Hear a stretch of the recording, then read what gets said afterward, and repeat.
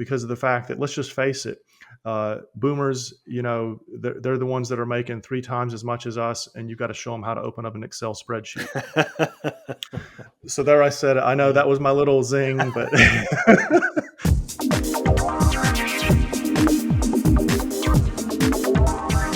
Okay, hello, welcome to Challenging Leadership. My name is Stephen, wearing the same shirt as the last podcast, as is my friend from across the pond, Jared. Welcome, Jared. welcome. And I promise you, it still doesn't smell. It's still good. We're giving away the fact that we record, but don't worry about it. Just imagine we do it once a week. Right, Jared, it's your topic today, so tell us about what you want to talk about. Well, I'm going to start off by saying that I want to talk about leadership in a generational aspect. Okay. And that's it's sorry. I'm just thinking about this. This is gonna be a little touchy. I want to make sure I don't offend anybody, because when you talk about leadership and you talk about the different generations out there, we throw mud on some generations, like we say, "Okay, boomer," or we say, "Oh, look, another whiny millennial," or another whiny generation Y or Z. And my goal today is for us to talk about the positive aspects of each generation of leadership and what we can learn from it, and blend it all together. We're going to create like it's like all the pieces that we want to take from all the different generations and make the perfect leader. All right. So you mean we can't dump on the other generations, though? We're not. There might be a few little snide comments, but I'll try to keep it, positive mostly. All right. Okay. Let's lay some cards on the table then. So I often get called a boomer, but I'm not. I'm still not old enough to be a boomer. So I'm Gen X. Okay. During the end, the end of it, but still Gen X. So I'm that. What are you? Well, I'm Gen X, but I'm one of the last ones. So 77. I snuck in right before the millennials. Okay. So, but they say I'm a blended. I don't know. They call them Zennials or something. Oh God, it's all getting very complicated, isn't it? Yeah, I know. It's all a mess. Okay, so we're both technically from the same generation, although I'm a bit older than you. So. Yeah. In a way, that sort of makes a nonsense of the whole thing to some degree, doesn't it? Which it is a kind of nonsense, really, isn't it? It is to label these things, but what can you do? That is what we're stuck with. So, what are the strengths and weaknesses of some of these? Do you want to kick us off? Sure. So I think what's cool is that I think about us, even though there's some age gap there, we've probably been under the leadership or oversight of those that we consider baby boomers, or even if we want to go back to those that really aren't in the workforce anymore, the greatest generation, the World War II generation. But thinking about those people is like they just had it was a very strong loyalty to the company, and to there was that, you just sensed it. It was about, take care of business, do all of that. And that's great. The counterpoint to that is like everything else kind of got pushed to the side. Family, friends, your hobbies. It was all about the company. But then in a positive way, I'm like, it's a result of the environment they were in, because loyalty to a company meant loyalty to their employees. They had the pension that they were going to get guaranteed. Everything kind of worked that way. And then, so I don't blame them for being that way, because loyalty begets loyalty.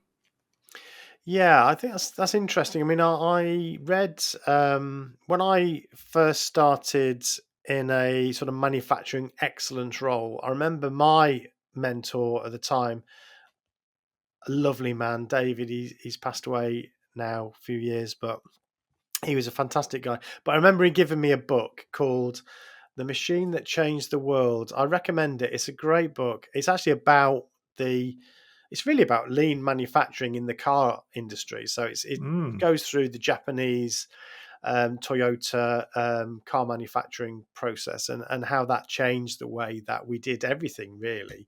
And that in that they describe how these businesses would, basically you lived, worked, and played at the firm. It was, you were part of the sports club. You had your pension, as you say. You lived very close, and probably in a house that was rented off the organization, and it Yeah. was Yeah. you were very much part of that, and that was that generation. It was the place you worked was part of your community. You had in the north of England there was like mining communities where the whole city or region were all miners. They'd go down the and that generated a feeling of community and so on. So this was a very much the people of that generation were very much tied into their work as an identity, as who they were. Absolutely. Yeah. And I agree with that. I can remember my first years with a company I worked for. This was back in the mid 90s. And we had sports clubs, and it was softball, Mm, basketball.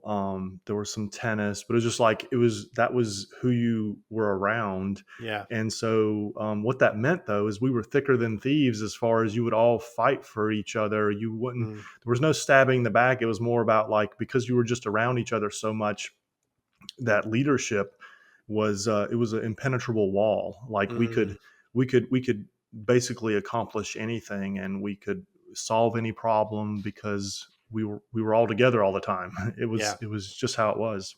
Yeah.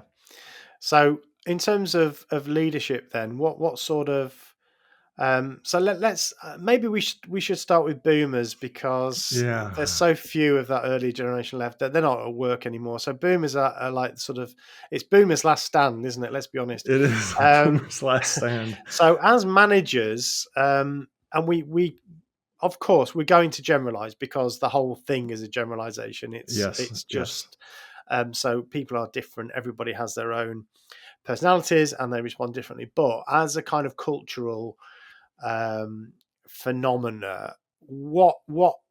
What's happening between that Boomer and Gen X sort of differences? What's going on there? Do you think in terms of management style? Yeah, that's tough to answer because I think it's all over the place. It really Mm, depends.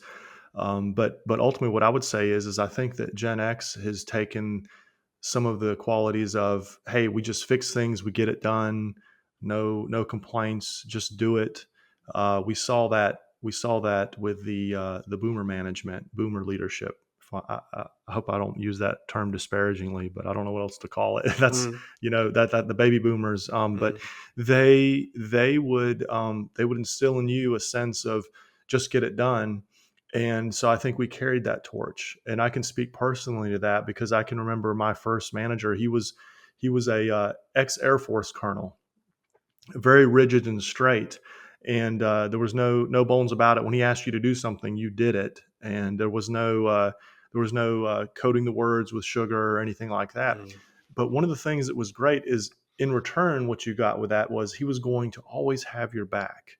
He was going to protect you because you were under his leadership. So you never had to worry about catching a stray arrow from somebody above him. mm, He was the shield that protected his people. And so when you felt that, you felt safe and secure, and so you would do anything that they asked you to do. And so that's something that I think I've seen myself and others carry with us, is that protect the people that you're leading. If there's somebody that's going after one of your employees, then it's important that they may have done something wrong, but it's like, hey, come to me. Don't circumvent my mm. leadership.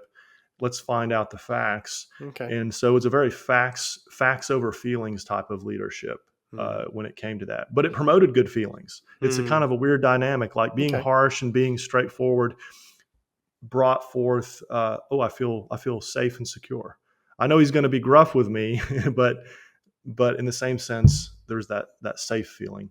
Yeah, yeah. I think people were more tolerant of I suppose a fairly straightforward Yeah. style. I suppose. I think the other thing that I would say, maybe you haven't seen this, but I suppose I'm really like you're sort of thinking about your father, your parents. I suppose from my perspective, I would say that. I think there was a bit of a something broke Hmm. between that generation and the workplace. I think so. I remember my dad getting made redundant during um, the well, what was it before the credit crunch? I can't remember now. Well, I think we just called it the recession at the time. Yeah. So it was the recession, and there were lots of industries suffered really badly, and they people got made redundant. And it was really Hmm. the first time that mass redundancies had happened in the living memory. Obviously, these things had happened before, but the Industrial Revolution came along in the 19th century, and from then on, there's been lots of work. I mean, lots of Yeah. pretty Sure. poor working conditions, but people had work, and all of a sudden, you had this thing around businesses going bust, and also it was around, you might not remember this because obviously, we've already established that I'm older than you. Yeah. But I remember around the Margaret Thatcher time in the UK, Ronald Reagan in the US, um, lots of decisions were being made that really affected working people. And I mentioned about the miners already, but Hmm. in Yorkshire and Nottinghamshire and so on, uh, essentially Margaret Thatcher wanted to break the unions. She wanted to really break the hold they had. When I was growing up, there was a lot of talk about the unions being too powerful, and they would Hmm. basically decide, they'd go out on strike at probably what we would now describe as a bit of a whim, something they didn't like. Right, we're all out, and it was obviously, from a macroeconomic perspective, that was costing the country a lot. And also from a political perspective, Margaret Thatcher was a conservative. She wanted to break the power of the unions. And so she essentially did that. And there was a lot of hurt feelings, a lot of destitution. If you've got a whole community that their identity, everything they know, everything that they rely on comes from the pit. It comes from Hmm. the job they're doing, and that gets closed. Hmm. Um, there was a lot of that going on. My dad wasn't in that industry, but he was made redundant, and I think there was a lot of even even people who were just sort of went to work to make a living. Even they had a kind of loyalty feeling towards the job that they had, and they felt loyalty Hmm. towards a business. And I think that broke a lot of those feelings. I don't know whether Hmm. you saw that, but I do think that was the first time when people started to be very skeptical about their bosses and the managers. Oh yeah, I mean, in a way, not the mining industry, but in our locale, it was more of textiles. So Right. in the southeast of the country where I live, all the mills started shuttering their doors in the '90s, and so you had a lot of that was kind of that loyalty thing. That's where it all kind of fell apart. Yeah. Is like, hey, I gave my life to this company, and now we're just closing up shop, and here's your $100 Yeah. gift certificate to the grocery store to get yourself a turkey, and that's it. That's it. And I think that created a more transactional relationship between Hmm. the team, or the worker, let's call them, Yeah. and the business. And in a way, middle managers then became, that's quite an awkward place to be, because on the one hand, you're trying to promote the organization, and you're having to give information messages to the workforce. Um, but you don't own the business, so you're a company Hmm. man or woman, but Yeah. you're not really benefiting that much from it, but you've got to do it. So that was one of the problems. Plus, there was a real drive to get rid of middle managers. They were seen as the Yeah. enemy, and Hmm. still, to some degree, I think there is still some of that. Absolutely. These Yeah. pen pushers, let's get rid of this middle Hmm. management. They're the ones that are the Hmm. trouble. And I That's think right. maybe that's a topic for another discussion. But I feel that, of course, I would say this, but middle managers are incredibly important, Hmm. and Absolutely. business suffered a lot through that, but the individual managers themselves did too. So I think a lot of damaged relationships. Therefore, managers became much more transactional, as did the workforce, I believe. Yeah, absolutely. And so thinking about like Generation X, they Mm, saw it depends on what generation, like yeah. you and I have maybe a little bit different perspective, but Mm, at the end of the day, there was more of a hopefulness that things would continue the same, like there'd be yeah. this loyalty. and you see it started getting shattered.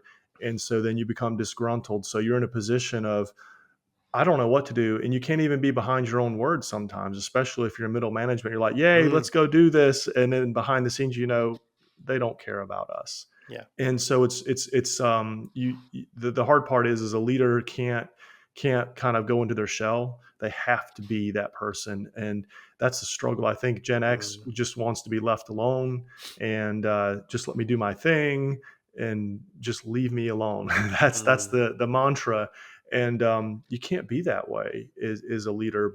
But I think one of the things that is a positive about the Generation X is that we're very resourceful and can push through when things get tough and just get it done. Despite that fact, like I don't want to say we're they call the Gen X's are now the superstars of the companies. And you know what superstar is? That's somebody that's overworked and underpaid. yeah. But that's Mm. that's what's happened. And then we have our millennials looking up at us as like, I'm not going to do that. So So let's get into them then. yeah, So talk to me about millennials. My daughter is I suppose technically Gen Z. Is she? She's 28. So what does that make her? I think she's a Gen Z. yeah. So but millennials comes next. Is that right? Yeah, millennials comes next. I was thinking about them as like, just like I say, hey, how long ago was the '90s? That was 10 years ago, and I'm like, no, No. it's a long time ago. Yeah. I was like, Yeah. 1990 is 34 years ago. Mm. I know that hurts everybody's feelings to hear that, including mine, just saying it. But at the end of the day, think about how much changed in the world during a millennial's life Mm. and the technology.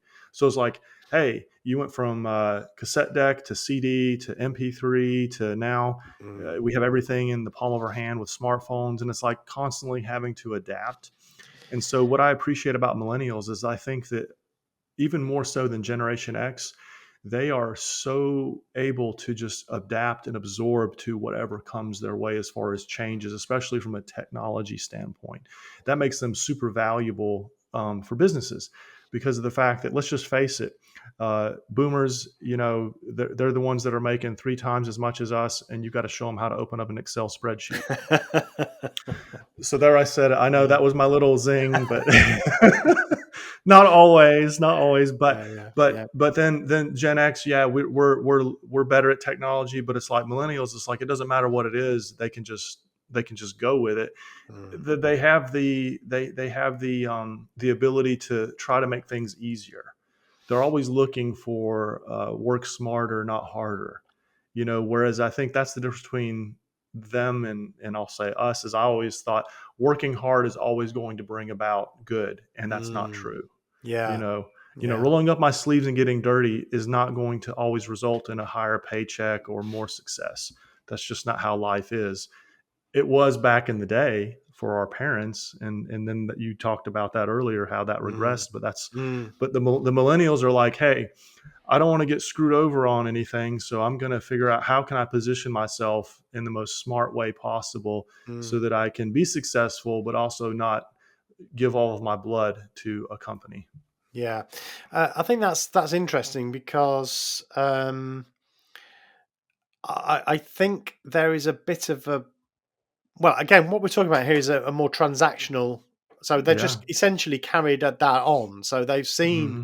their parents or their grandparents, let's put it colloquially, screwed over, and Hmm. they're thinking, well, yeah, that's not going to happen to me, So they're a bit That's more right. streetwise in terms Hmm. of, it's got to be the right package. It's got to be something I want to do. And they're also much more mobile in terms of moving from job to job, Yes. and that seems to be a direction. So, my grandfather's time, job for life was, could expect a job for life in a heavy industry or something, and that's now, people are doing 3 or 4 jobs at the same time. Yeah. It's all flexible working and the gig economy and so on. And Hmm. yeah, that's interesting.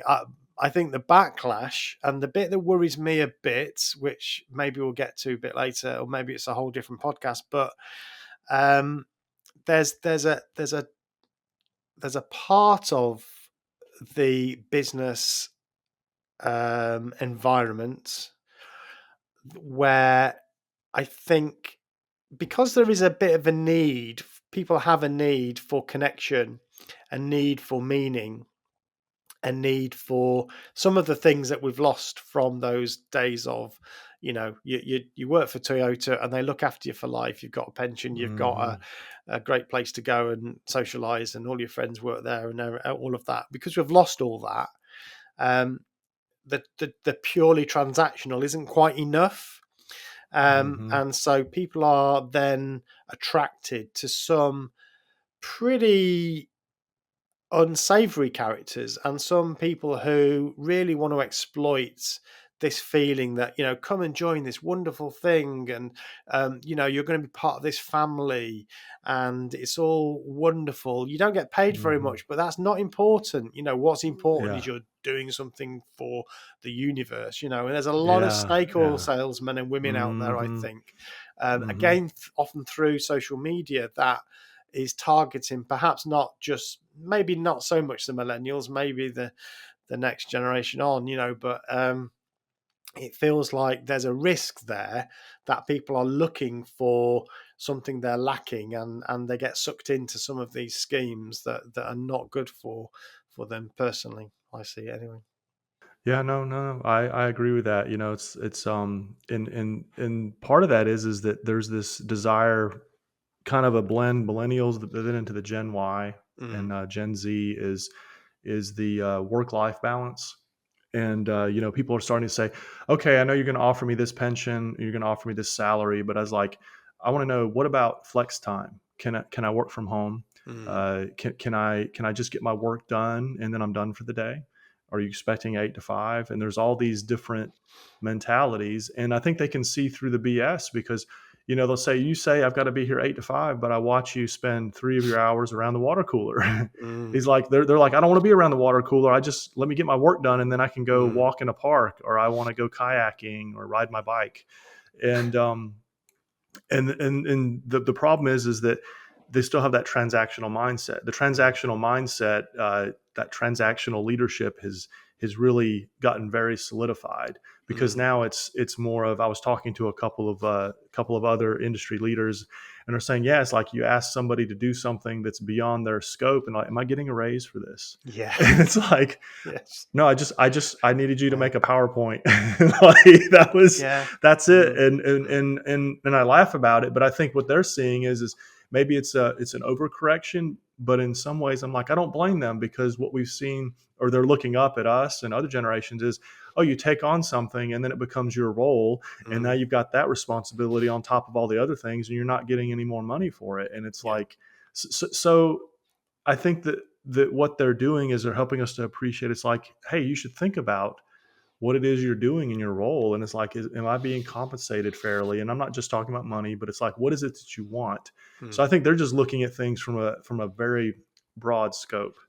And yeah. so I find it fascinating. It can be infuriating at times too, like, oh, just do it, but Yeah, I think that's right, and I suppose that's maybe where we as managers can work a bit harder to um, influence and motivate.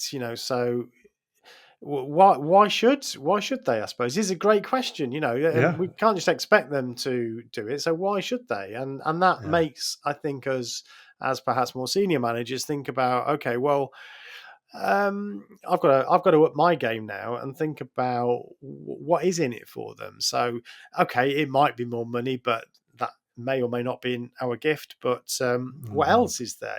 So development opportunities, those sorts of things, perhaps are Hmm. meaningful. But of course, you've got to ask, haven't you, to find out what matters to them, and then That's right. take notice of that, I guess. But yeah, that's interesting. Well, what do you think as the next set of generations come? So, in other words, what's going to happen in the next 20 years, I suppose, is the question around management and leadership. There's a lot of talk about AI, and obviously, there's a lot of flexible work. The gig economy is still around, although maybe never quite delivered the hype that was talked about. But um, what's management going to be like in the next set of generations? Do you reckon?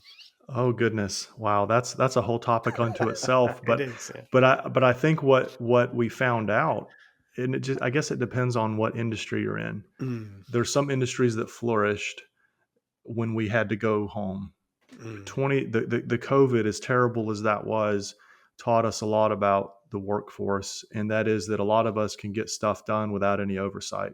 mm, And I think that scared the crap out of a lot of higher ups because of the fact that, one, they're worried, wait a minute, my mm. job is basically irrelevant. The middle managers, part of, Back again.